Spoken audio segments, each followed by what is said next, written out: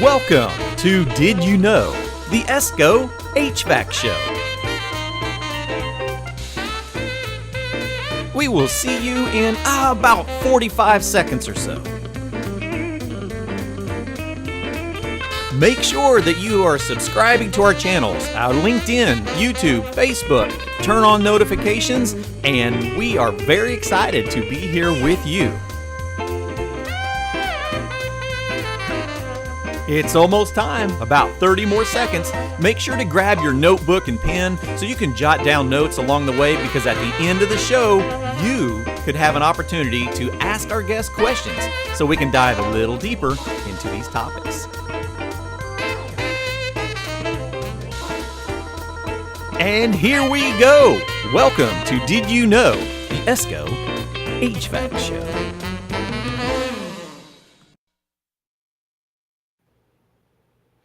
Well, thank you everyone for joining Did You Know? The ESCO HVAC Show. We have a very good topic for us to dive into because it is one that is not completely discussed in our industry, and it will impact everyone. So when we start talking about these phase downs and phase out of refrigerants, we've had a variety of them over the years. We're currently talking about the phase down of our HFC refrigerants and how they're going to impact our supply of refrigerants going forward and the equipment that is using them and will be using them. Now remember, all of our phase downs and phase out of refrigerants over history have been things as a result of studies that have determined that we are having effects to our atmosphere, to our planet, and they are things that we can do to reduce and hopefully eventually remove those effects. So our refrigerants have had transitions over the years. It's not new to the industry, and we're currently going through a very significant transition. So if we look at refrigerants in general, and we look at some of the phase down of refrigerants over time, and we can see that our CFC refrigerants were our first generation of completely phasing down to phase out refrigerants. Those refrigerants were the ones that really came into play. 1928 is when we started working with our CFC refrigerants. And in that, we were using CFC refrigerants for many applications, primarily refrigeration. And as we started looking at CFC refrigerants, we knew that we had ozone depleting potentials with the chlorine in our refrigerants. So we started building a plan to remove our CFCs and our HCFC refrigerants that started being used a little bit later, around 1935 or so. And so we had a plan. So by the time we got through our Clean Air Act and we started putting a plan into play, and we started the Kigali Amendment, we started really focusing on how our refrigerants are going to be phased through. We started with our CFCs, and by 1987, we really had our plan into play. So by 1991, we were starting our reduction of our CFC refrigerants, and we did that fairly quickly. We started removing our CFC refrigerants. That was all of our R12s, our early CFC style refrigerants, our 500, 502 style refrigerants. We started looking at our HCFC refrigerants that were already in use as well. And we put a plan into play for those, and it was a little bit longer. We were drawing that out further with our HCFC refrigerants because they didn't have as much of an impact to the ozone. So when we started our reduction of our HCFC refrigerants, you'll notice we already had some things in play. We had HFC refrigerants that were stepping in to be able to be a moderator, to be a refrigerant that could be used, more of a transition style refrigerant. We knew that we had to make changes, and so we began that process, and we had some overlap. Now, we also had overlap in other industries of the same style. If we look at the automotive industry was using CFCs as well. So in 1987, they started the exact same phase down into a phase out of CFC refrigerants. And so by 1992, they'd already transitioned over to a HFC refrigerant, R134A. That was the dominant refrigerant in automotive air conditioning at that time. So we had a short period of gap there when we were going from CFC into our HFC refrigerants, but not incredibly significant. So we just took over. We didn't have HCFC refrigerants being used in the automotive. We were able to retool fairly quickly because the systems were fairly small. They ran with an oil system that was easily convertible. So we made our transition into our HFC refrigerants. And then we also knew later down the road that we were going to be transitioning out of our HFCs into HFO refrigerants. So here in the United States, we actually made the transition from HFC refrigerants to HFO refrigerants as early as 2013 in our Cadillac XTS series vehicles. And now that we're getting into that significant reduction, that significant phase down of HFC refrigerants, in 2021, we hit that 10% reduction. So then we started looking at, okay, what are we going to do now? So we're going to completely convert over to HFO refrigerants. And so the automotive industry has made that shift into HFO refrigerants completely. Now, we're a little bit different. We have a variety of equipment. We have air conditioning, we have refrigeration and low temp and medium temp. We have a variety of pressure applications. So when we look at the Kigali Amendment and we look at that phase down, this is a really, really good example from UNEP of the progress that we have made along the way. You got to remember, HFC phase down is not something new. It's been around for a long time. We're just starting to hit these very significant milestones. So these milestones are going to change the way we look at our industry very, very quickly. And we're here to help you understand what that transition looks like, to be able to be prepared for it and to make a difference in it, because there are many things that you're going to be able to do in the very near future that can affect supplies of refrigerants. Well, what refrigerants are being affected? When we look at HFCs, there are a lot of HFC refrigerants out there that are used regularly in our industry. It's dominantly HFCs at the moment. We can look at things like R134A. We used it in automotive. We also use that in medium temp refrigeration systems. So most of our coolers have ran off from 134A. We look at 407A. 407A is a low medium temperature replacement for R22 in commercial refrigeration equipment. We have 404, that's been our dominant low temp refrigerant for a long time. Anyone's worked on freezers, 404 is your primary refrigerant. We have 410A, which most of us are aware of. That's the dominant air conditioning refrigerant that we've used in residential, commercial, and industrial since the 90s. And we also have things like R422. 422 is an HFC that is a air conditioning replacement, so a medium pressure, high pressure replacement for R22, primarily air conditioning applications. And then we have one that you don't see all the time, but you've actually had around you and didn't necessarily notice it all the time. It's R32. And you're going to hear a lot of buzz about R32 in this next year because we're going to see equipment. There's actually some that's already been making its way to the United States in small self-contained air conditioning equipment and some small split, mini split style systems, ductless. So R32 is a primary refrigerant that we're going to see in equipment going into January of 2023. Well, you don't hear a lot about that, but it's been around for a long time. So that R32 is actually half of that R410A that you've been working with. So the 410A is a 50-50 blend of R32 and R125. So we're going to continue to use R32 in a variety of different applications. We're going to see R32 on its own, so it makes it a slightly flammable refrigerant. We added that 125 to alter the A2L back into an A1 category by reducing the flammability. So we're going to have things like R32 on its own. We're also going to start blending some of these HFCs with other HFOs like the automotive industry is using, like that 1234YF. So we're going to see refrigerants. A popular one we're going to see first of the year is R454B. So that is a 68.9% R32 and a 31.1% R1234YF blend.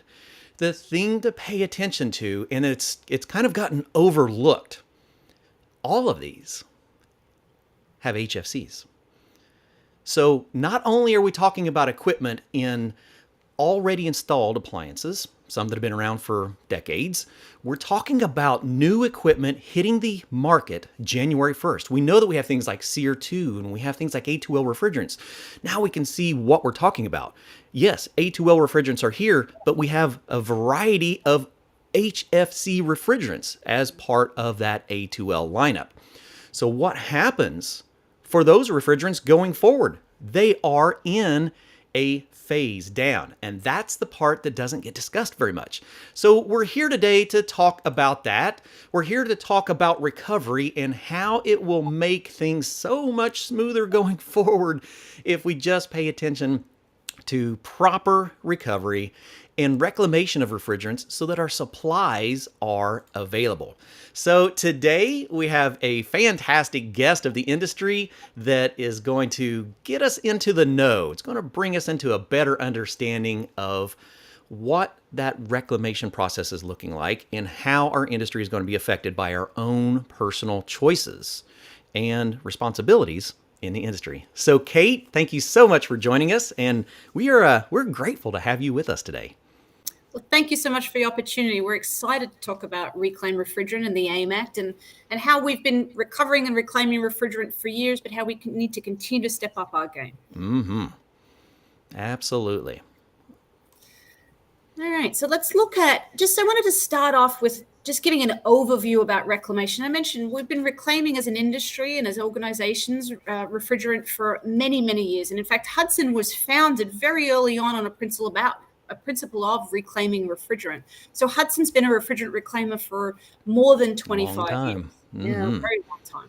And this is a publicly issued chart by the EPA. Annually, they collect all the information from all the EPA certified reclaimers here in the US. They consolidate that information and publish to industry what reclamation looks like on an annual basis. And what's troubling for those of us who pay attention, for those of us who are in the reclamation industry, is you'll see from 2017, reclamation on an annual basis has been declining, right? And so R22 has been the largest refrigerant that's been reclaimed over the course of the last 20 plus years. HFCs have taken off as, again, and when they started to be reported, this is a little deceiving. HFCs were only asked to be reported in 2017. They'd be reclaimed for years before. I was going to ask that. That makes sense. Okay. Yeah. But the EPA only started to ask for that data broken out in 2017. Okay. So again, you see a little bit of an uptick there in HFCs, but you see an overall downturn in reclamation in general. And that's the trend that we all need to reverse as we move forward with the AIM Act. Wow. Because the demand for equipment and the amount of equipment manufactured has been steadily increasing. So we're not looking at a decrease in the amount of equipment. We're looking at a significant decrease in the amount of refrigerant that is coming back. Correct. So the installed base continues to grow every year, and yet we're not seeing that appreciable growth in reclamation that you would expect. Yeah, because you would think of that curve going the opposite direction. Absolutely. Okay, yeah, so we've based a lot of policies on information that we're recognizing that could be off a little bit. Yeah, it's about getting the right diligence and the right practice in the industry, right? And we all know how to do it, and it's about how do we make that as easy as possible and how do we facilitate that. Okay. So that sets a baseline of understanding that reclamation is critical, not just important, but critical to be able to meet the demands that we're going to see. Absolutely. So as you were talking about earlier, so we've already, starting this year, the AIM Act was put into place. It began on January 1 of this year. So the industry saw a 10% reduction in the overall availability of HFCs. And what's really important is, and another overlooked fact, Clifton, is that this applies not just to the HVAC industry, but it applies to fire suppression, foam blowing, aerosols. So all of those industries and all of those HFCs, the total available allowances and the total available pool is reduced by 10%. So HFCs are battling against fire suppression, also a critical application, foam blowing, things like that. It stays at a 10% reduction for the first 2 years. Right. Then it gets interesting. Yeah, this is the scary part. Right. And in January 1 of 2024, it moves to a 40% reduction over the baseline. And also remember that this is a different type of phase down. The method, we've seen phase downs for sure, but usually targeted at specific refrigerants. This has put all HFCs in a bucket, and we're looking at them based on their CO2e equivalent. So it's not to say 410A is being reduced by 40% and 404 is being reduced by 40%. people are going to, and producers and importers and folks like Hudson who have allowances, we're going to have to make decisions. Do we choose to continue 404 and 410 and 407 and all of those multiple HFCs, or do we decide that we're better off, or the market is moving, and so we're going to focus on one HFC or another? And so that's a very different way that this phase down is working. So the demand can completely alter the supply of other refrigerants, not necessarily for that particular one. If we have a demand for a particular refrigerant in the HFC class, and we need to meet that demand for certain expectations, whether it's for refrigeration, which is a requirement, we got to have refrigeration equipment, or air conditioning, the comfort creature feature that none of us want to give up. If we have more of a demand for one refrigerant out of that HFC class, it can significantly affect the availability of other refrigerants because we're focusing on the ones that we need the most of. Exactly. And Wow. the calculation is fairly straightforward. It's all of the allowances are tied to the GWP, the CO2 equivalent. Sure. And so there's a lot of things that are moving parts into what are we going to see in 2024, how much availability of virgin HFC. And that's the key point, and why we're talking about reclamation today, because there is no allowances, there is no cap, and there is no reduction, and there's no impact on reclaimed refrigerant. And in fact, the AIM Act mandates that the EPA helps grow reclamation to fill this gap. Well, That's going to be necessary. It'll have to, especially we're talking a year and some weeks away from a very critical moment in our industry. It's scary, isn't it? That we're almost practically in 2023. And we really do only have 12 months to start to solve this problem collectively. Sure. If we're going to ensure future supplies to service legacy equipment that's in the, that is currently installed and operating in the field, reclamation is going to have to make up some of that reduction somehow. It's the only thing that can, because Sure. you can't make more allowances. You can't, the EPA is really looking at importation and record keeping and things like that. The only thing we can collectively do is reclamation to bridge this gap. Because currently we don't have a replacement refrigerant series. It's not like we have HFO drop-in refrigerants or even HFOs that can run solely on their own on new equipment. We don't have that. So we know that we're not going to have newly manufactured equipment running on things other than HFCs for the next few years. And even if we come up with the refrigerants in the next few years, it's going to take time to retool an industry because it's going to be new compressor changes and a lot of component factors that would go into converting over to things like HFO or HC refrigerants. So this is, it is going to happen. And 2024 is going to be the striking point when we see that 40% overall reduction in new HFC refrigerants and a lot of legacy equipment out there still needing to be serviced and repaired, and even brand new installed equipment that we're going to have to go, okay, where's the rest of this refrigerant come from? There is only one place.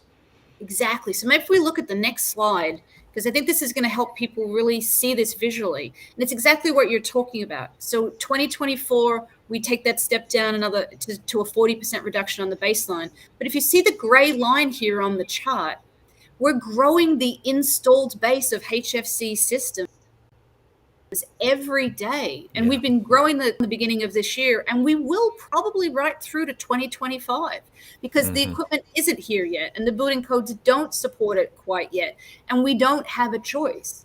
People need comfort cooling. People need walk-in coolers. So we're continuing to build an installed base that needs these HFCs while we're going to reduce the availability of those HFCs to service in that aftermarket. So very, very different than what we've seen before. It really is a different take on here. And again, the only thing that bridges that gap is reclaimed refrigerant. If you think about it, somebody selling a residential 410A system today, and 2 years from now it needs servicing, what is that homeowner going to say to the installer when somebody says, I can't get 410A for you? Right. Or the price has just multiplied. And it's a scary thing. It is very much unlike the other phase downs that we have seen. I was in the refrigeration industry when we made that CFC and HCFC change. And if you're in the automotive industry and you had a CFC refrigerant in a system, like an automotive system, you could replace oil, you could put additives in the oil, and you can use things like HFCs. And so there were mediating points in between. And when we talk about air conditioning, we had things like 422s and 407s to replace R22s. And we had, systems that could be new systems running on R410. So we had a supply of new refrigerants for an entire new generation of equipment. That's not going to happen with this phase down. Now, we don't want to scare people with this. We want people to be aware because we do have the ability to affect how the supply of HFC refrigerants are going to be when this happens. We're trying to get participation from everyone to vanquish this problem, so to speak. The more we work together, the more refrigerant we recover and bring in for reclamation, the more the supply chain will be robust. If we don't do that, if it doesn't happen, then the supply chain is going to suffer. It's simple economics.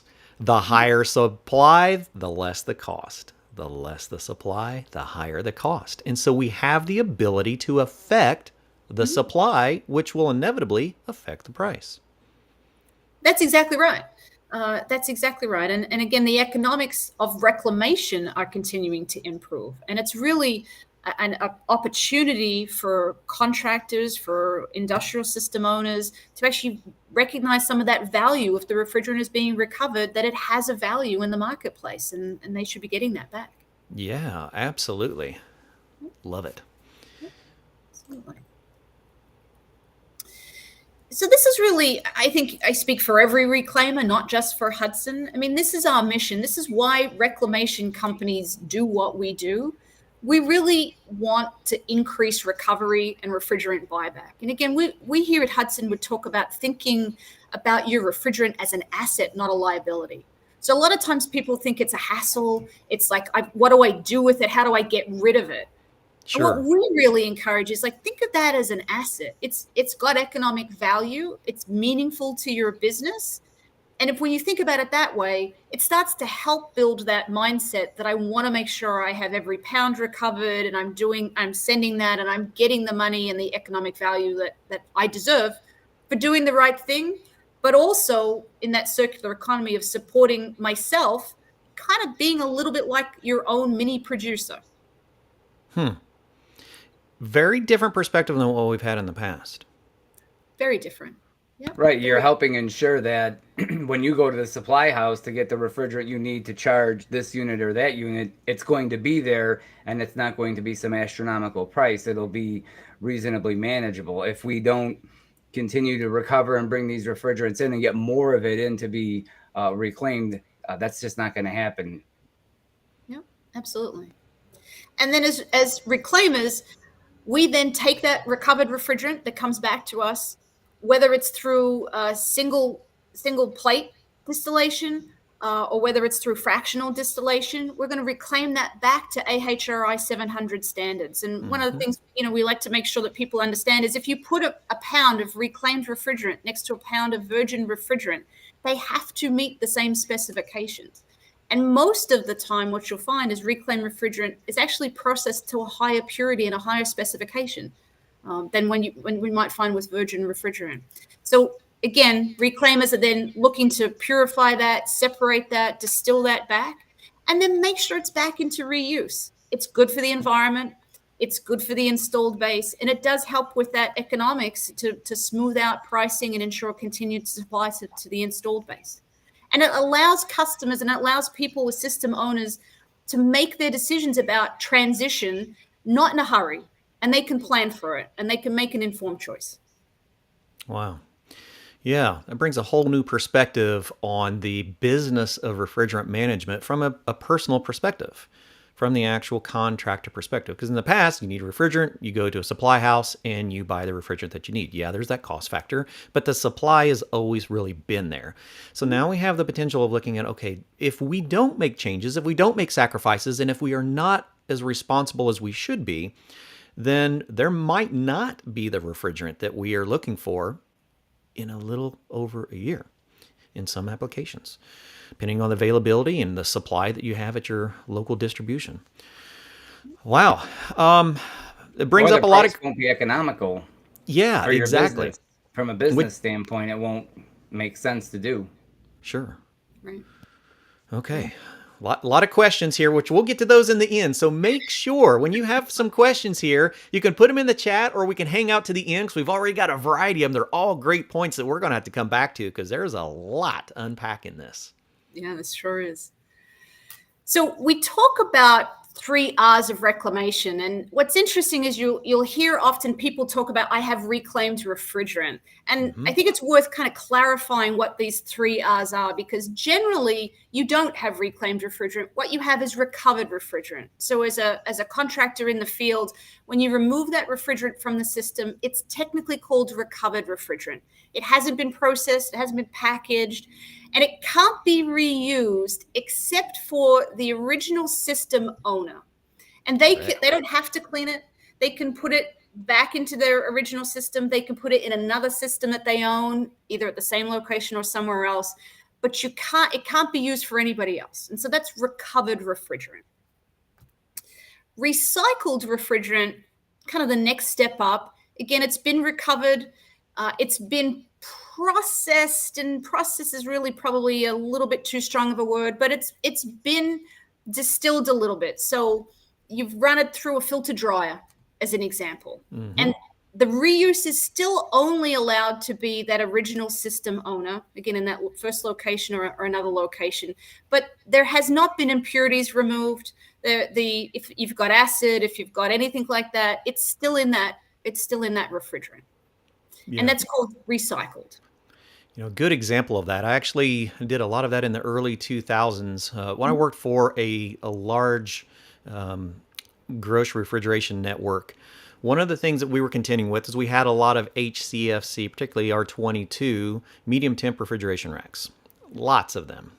So in that process, we started looking at, the exact same scenario we're looking at now is the ownership of refrigerants. And so what we did is we actually invested in our own recycle facility. We had a centralized recycle facility. And so to be able to maintain that supply of HCFC 22 for all of our locations, anytime that we did AC remodel projects, so we were removing all of our package units. We would send down 500-pound recovery cylinders. We would remove all of our R22, send it back to our primary location, run it through our recycle equipment so that we had some cleaned up R22. And because we owned it, we owned the buildings, we owned the entire process, we were able to reallocate 100-pound cylinders wherever we needed to within our network. And I can see things happening like that in some scales going forward for sure. Yeah, there certainly will be some users, some maybe market segments where this will be what will happen to keep equipment running as the transition happens. Very limited though. Very limited because it can only be used by that original system owner. And they have to have other systems to use it in. Exactly. Yeah. And so it was a scenario just for one application. But now we start talking about applications where we have multiple refrigerants in that HFC class. It's probably not very feasible. And blends on top of it. Boy. Yeah. Absolutely. So then our third R is reclaimed refrigerant. And for it to actually become reclaimed refrigerant, that recovered refrigerant has to be processed and tested and then finally certified by an EPA certified refrigerant reclaimer. Okay. And you can see the list. You can find the list of EPA certified reclaimers on the EPA website. So it has to be processed, all the impurities, all the testing done. It has to be certified to meet AHRI 700. And you can ask any refrigerant reclaimer for their certificate of analysis to ensure that you're getting AHRI 700 refrigerant. And at that point, anyone can reuse that refrigerant because now it's the same as virgin. It meets the same spec. It's packaged and you can sell it and it can be used by any user. So you can take it from owner A. It's processed by a reclaimer such as Hudson. Sure. And owner B buys that and everything's hunky-dory. Nice. Now, that's one thing that I've not encountered personally in the field is reclaimed refrigerant. Is it labeled different than virgin refrigerant? So that's a great question. Reclaimed refrigerant's been in the industry and been used for probably 25 plus years. It hasn't always been labeled as reclaimed, but you're starting to see, and Hudson, we have a reclaimed blend, and we actually call ours Emerald Refrigerant. And you're starting to see it be specifically labeled as reclaimed refrigerant, so people know that they're getting certified reclaimed refrigerant. Fantastic. Yeah, we'll definitely be seeing a lot more of that. So Yep. looking forward to that. Yeah. And I would say the easiest thing about reclamation is how we reclaim. So if you're a contractor and you've recovered your refrigerant, you've sent your cylinders in, this is how it happens this is the back process that you never kind of see. So a cylinder comes into our facility. We check in every single cylinder. So we record serial number, we record cylinder size, all of those details. Every cylinder for the tear weight, the serial number, and that's all recorded. And that's required under EPA regulations. And we keep that documentation. And as you look at the AIM Act, cylinder and reporting requirements for both contractors and reclaimers are continuing to increase. Sure. So that's an important part. Every single cylinder is sampled. So we take a test sample out of every single cylinder. And what we're looking at this point is the purity. What is the refrigerant? Is there any contamination? Is there any crossing of that refrigerant? So is it 99.5% plus, or is it something less than that, which means that there's some other refrigerant's been crossed or mixed in that cylinder? Wow. Very, very minimal margin for error on that then. It is, but if it's a couple of different ways that you might see cross refrigerant. The system might have been crossed and you might not know it. So if someone else has come in and they dumped two pounds of a different refrigerant in because that's what they had on a truck, you could recover that and not know that was crossed. Oh yeah. We see folks who might be using one single cylinder for all of their recovery, in which case they're crossing all of their refrigerants. And that's something that we would encourage folks to keep them separated to the extent possible in a different recovery cylinder. Yeah, I was very, very critical about that in the industry because we didn't want to cross those refrigerants. We want to make sure that we had refrigerants that could be properly recycled. And so we were very diligent about that. And I remember accidentally putting some 410 into a clearly marked R22 recovery cylinder one time. And in that process man, I just ruined that tank. So a lot of personal responsibility in keeping things separated and documentation. Yep, absolutely. Anything that's contaminating that's not a different refrigerant, we can separate out. So oil, moisture, things like that, that's fairly straightforward. Okay. So after that cylinder is tested for purity, it's then determined whether it has to go through single plate or fractional distillation, depending on the 99.5% plus is general single plate, and if it's more cross than that, then it'll probably get handled with fractional distillation. Again, we're going to take all of that, process that refrigerant. It's put into a bulk tank. So again, we have bulk tanks that hold 200,000 pounds of refrigerant. Wow. At our facility. Then the batches of those tanks are tested, certified to meet AHRI 700. And we're, again, testing 6 or 7, depending on the refrigerant, 6 or 7 properties of that refrigerant. They all have to meet the AHRI 700 criteria. So you can't pass purity but fail moisture. You have to pass all of those 6 or 7 criteria for that refrigerant to be certified to be AHRI 700. Sure.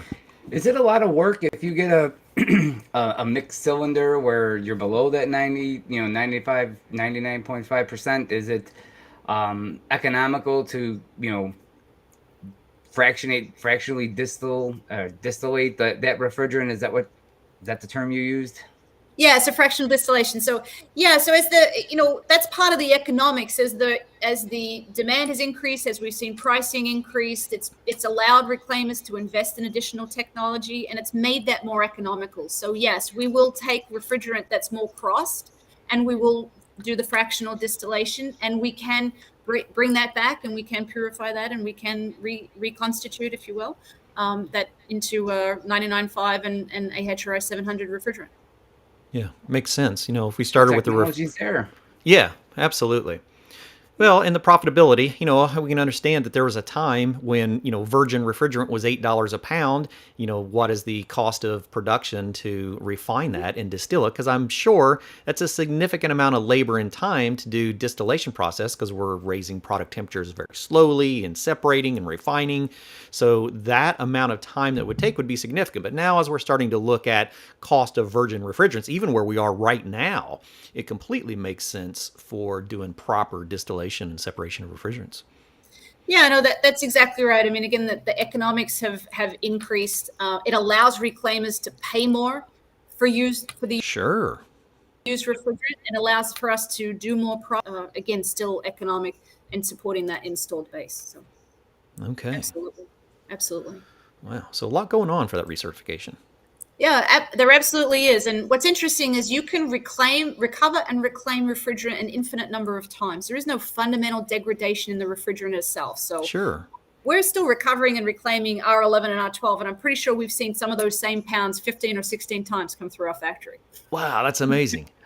So it really brings into perspective, our younger generations that are very much about conservation and ethical choices for the environment. Man, there's your opportunity. What about utilizing a refrigerant that has been recycled for generations? Yeah, absolutely. Right. It's pretty interesting notion, isn't it? I love that. Yeah. Yeah. I mean, this is true circular economy. Yeah. Over and over, you're taking a waste and making it a usable product. And you can do that over and over again. Absolutely. And the more effective we are at the reclamation, the more effective we are at the recycling, the less impact we have to our atmosphere, to our earth, for native raw chemicals. Man, that is a win-win that I hadn't actually dove deep enough into. And what a beautiful means of recycling. But it also starts too with the technician and charging and making sure that we're following proper procedure, checking out what's in this unit, putting the correct refrigerant into that unit. If we're recovering that refrigerant, putting it into an individual tank, not crossing it. So on the front end, if you will, the front lines of where this is happening, we have to really, really pay attention, especially with new refrigerants coming and new units. There's going to be a variety of different refrigerants that are out there, and we're really going to have to pay attention to what we're hooking into. Exactly. That's exactly right. And it really does come down to making sure you pause and know what you're handling, and the cylinder, and Clifton's example, right? Just making sure that you take that extra 30 seconds. Which tank are you doing? What's in the system? What is the labeling? And making sure that we're reclaiming that as much as possible.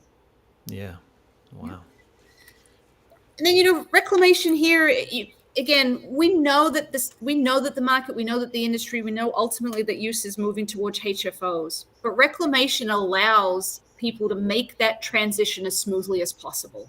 So if that owner needs to change a system, well, maybe they have 3 or 4 years to plan that out. And if you think about equipment availability right now, that's also not sitting around on the shelf. So we need to have that time. We need to have that planning. And that's really, again, that gap, and that bridging that gap is a critical part of what reclamation does.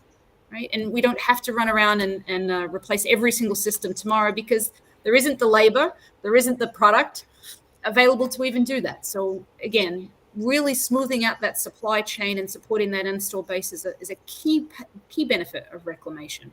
Yeah, absolutely. And we've talked a little bit here about the environmental benefits, and it's pretty easy to see when you start to think about it. I mean, as I said a couple of times, we're reducing waste. We're turning waste into a usable product. We're avoiding greenhouse gas emissions. And it's every pound we reclaim is a pound not made. And that's, again, really good for the environment. If you think about this, is an interesting kind of fun fact, if you can call it that. If you released the refrigerant from the average residential HVAC system, it's about the same as driving your car for a year, the same environmental car for a year. And we're talking 6 pounds of refrigerant. Carbon emissions. Carbon emissions, correct. Okay. Pretty sobering kind of when you put it in that perspective, right? It's pretty sobering. Sure. And, from the service industry, one principal decision that has been in the industry for a very long time is the amount of technicians that are I would say, quote, gas and go, that are not spending thorough time looking for leaks. They're not doing a proper leak check, and they're adding refrigerant and going. And, that is the wasteful scenario that has affected a lot of these numbers. So just like Jason said, if we can really get back and focus on proper procedures and proper techniques, we do have the ability to make these numbers realistic and to be able to add longevity to the supply of these HFC refrigerants. Absolutely. It's absolutely correct.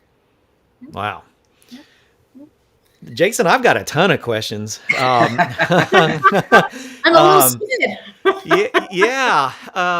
It's another one of those topics that, I would feel comfortable discussing, but not on this level. And this is the reason we have been honing in and focusing on the correct trainers from the industry to bring these things to life in real time, viable information directly from the source. And Kate Horton, I can't thank you enough for being here, because it's brought an entirely new perspective for me that I will absolutely be able to convey, with passion to other people, that this is important. This is something that we can do and make a difference together. And wow. Kate, I have a question for you. Yeah, please. I want to kind of, for the audience here and for those that are going to be watching later, could you go over just how much reclaimed refrigerant is out there, is making it back into the market compared to virgin refrigerant? And we have a long road to go to meet our goals, but where are we at now?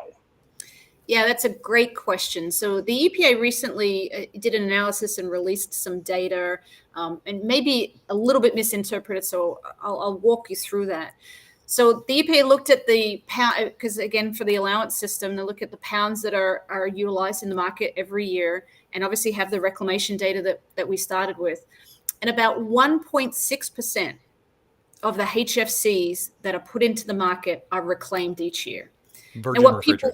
Of virgin refrigerant, yeah. So about 1.6% of the virgin refrigerant that's put into the market is reclaimed each year. Now, what people may have thought that meant was that the EPA was saying only 1.6 of the pounds that were reclaimed were resold. That's not what they were saying at all. It's 1.6% of the pounds that are going into the market get reclaimed and reused. And so we have, that can either be a frightening or an encouraging statistic. So if you think about it in an encouraging way, it means we've got a ton of opportunity to increase that very quickly, and to influence that, and to, again, continue to bring more refrigerant back. It really shouldn't be that hard, because we've got so much opportunity. Well, that's a sobering fact that only 1.6% is actually making it back to make that go round again.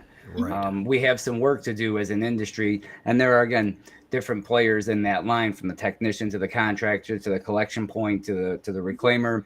There's a lot of people involved in that circular economy that you pointed out, but we all have to do our part to boost that, to get that going. Absolutely. It's absolutely right. It's a collective effort. One group of folks can't get it all done by themselves. Yeah. That's horribly sobering to think that 1.6%, that's saying that to account for that, you'd have to have very few equipment repairs to account for 1.6% of the refrigerant being recovered and then reprocessed.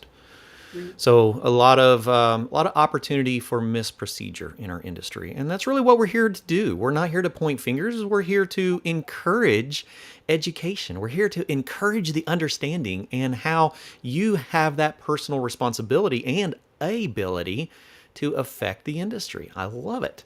It's a group effort, an industry-wide effort that needs to happen. It is. So this is one step along the way. Wow. Okay. Well, it brings up some questions on the process of things that I've encountered out in the field. In getting proper returns of cylinders, there was one comment that was made from our audience, that in an area of the country, for some reason, they're not receiving tanks available at the supply house. This means that there is going to be a lot of mixing of refrigerants, etc. Not sure exactly why the recovery tank's out there, and it may be a shortage of tanks. That's kind of where I was leaning to it.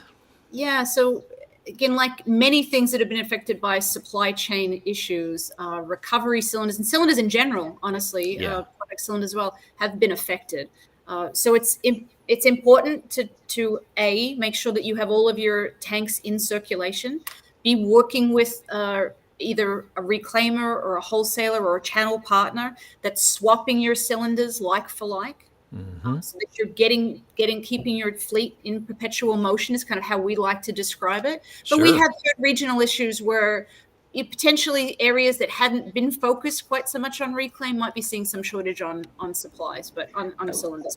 I would also point out, as you said, that only 1.6% of the refrigerant put into the market was actually brought back. That means there's a lot of recovery cylinders that are just sitting in vans and sitting in trucks somewhere that doing are just nothing not right doing now. anything right. Yeah. Sure. Yeah. And that's what I mean. Keep your cylinders in rotation. Make sure that you're taking those back. You're working with your channel partner. They're going to be refurbishing the cylinders. They're going to, again, here at Hudson, what we do is like for like swaps. So you send a cylinder in, we send you a cylinder back, and just keep your fleet constantly in perpetual motion. One of the points that's been brought up, one question is, drop-off fees for cylinders and the availability for drop-off locations. Are we seeing a shift in distributors becoming more aware and becoming more compliant with being receivers of recovered refrigerant? Yeah, it's a great question. Certainly, there's a lot of distribution points. There's a lot of participants in reclamation programs and places that will consolidate and send back to reclaimers such as us. There are some, and again, as a reclaimer, we would encourage a change here, but there are some that continue to charge contractors for dropping that cylinder off and are not paying for that refrigerant. There are definitely other programs where you can get the economic benefit and you are going to be paid for refrigerant. And again, working with someone like a Hudson is one of those things. So we need to change that perception. The economics weren't there previously, but you need to know, and why, again, we will say, think of your refrigerant as an asset. And if it's an asset, then you shouldn't be paying someone to give it away. Exactly. I would also point out that some states are now starting to require that refrigerant distributors carry a certain percentage of reclaimed refrigerant as part of their inventory. So I would think that a lot of these refrigerant distributors are, again, as a benefit, going to have to start working with reclaimers to be a collection point to ensure that they can get a supply and meet the market goal or the state goal or the standard goal to carry that reclaimed refrigerant in their supply. Yeah, absolutely. Man, and it puts the contractor in really a good place. You now can be a shopper of your supply. So if you're currently in a scenario where you're being charged for the receiving of your refrigerant, it's a great opportunity to start reaching out to places like Hudson and find the drop-off centers in your area where you can actually turn what was a deficit into an asset and can really affect that bottom line in a big way. Brings a very, very interesting business aspect to that. That's exactly right. That's exactly right. There really is, a direct connection to feeding back profitability to your business. Has there been any kind of discussions to require refrigerant suppliers to become refrigerant reclaim drop-off facilities?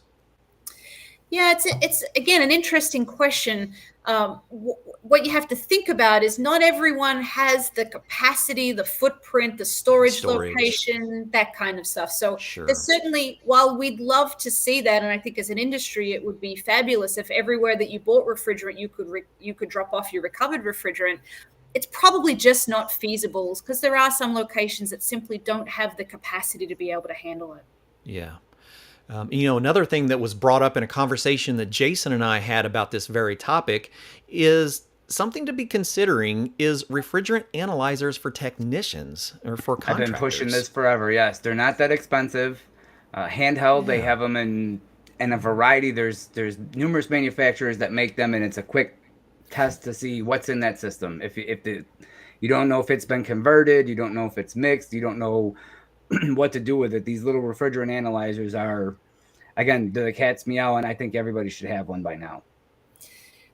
They're not a bad tool. We would just caution that if you use them, you have to know the limitations. So they have to be calibrated, and they're really a directional tool versus an absolute tool. So if you test something, you're not necessarily going to know the exact purity, the composition. You can't, yes, the composition. If you're not calibrating your analyzer over a period, it's going to drift. It's going to give you false negatives, false positives, things like that. So as a tool in your arsenal, for sure, but be kind of a little bit be buyer beware with the results if you're not using that completely correctly and calibrating and things like that. We see this. We have some other high-end instrumentation, combustion analyzers, and those sorts of things that require periodic calibration. These are very expensive tools, and they're very sensitive. And this is just one more of those digital tools that, again, will require calibration and require you to keep it clean. And again, what we're looking for here is, hey, can I put this? It says there's R22 in here. I have R22 in my recovery tank, and you put it on there, and it gives you a questionable result. You might want to put that in a separate tank. Sure. Yeah, exactly. It's giving you that directional information for sure. Yep, absolutely. Okay, my brain's smoking. All we can say is, listen, this is a group effort. This is an industry-wide effort. We got to get it together. We got to get it, soon by 2024 because the phase down is going to continue, whether we like it or not. It's here to stay, and to make life easier for us, for our contractors, for our homeowners. If everyone's playing ball, if everyone's playing for the same team here, we can ensure that one, there's gas to service legacy equipment, and two, maybe help keep the cost of the HFC equipment that's being produced now down, because if it comes out pre-charged and the prices of these HFCs are through the roof, it's also going to increase the cost of the unit. The bottom line on equipment. Absolutely, it would. Absolutely. It really, it is one of those classic examples of it takes a village. Yep. Yes. Right? We're all part of that village. We all have to play our part. I love it. Kate, if people are wanting to follow up and get more information about Hudson, what is the best place to go? Yeah, absolutely. First of all, we'd love to engage in a conversation with anyone and everyone who's interested in reclaimed refrigerant. Awesome. So if you visit hudsontech.com, it's HUDSONTECH with my Australian accent, .com. If everybody got the H piece and is not laughing, you'll find loads of information there about reclaimed refrigerant, how you get started, and you'll find our contact details for anybody who wants to continue to have a conversation. And we welcome any and all conversations about reclaimed refrigerant. And that was Hudson, HUDSON Tech, TECH.com. That's correct. Awesome. Okay, one final opportunity for anyone in the crowd that has joined our village that would like to get a little bit more details, have any questions, now is the opportunity. We really appreciate you joining us. A lot of people from a variety of places.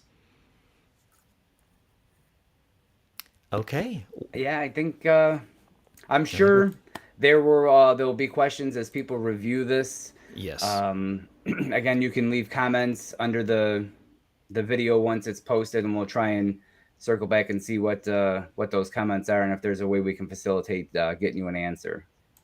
Absolutely.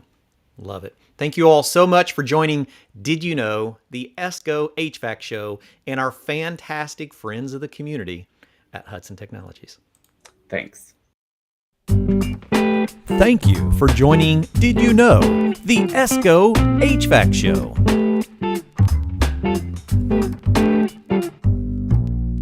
You want to see some of these great presenters in person? Well, then we'll see you at the National HVACR Educators Conference, where many of these guests will be presenting live classrooms, and you'll have a chance to interact with them.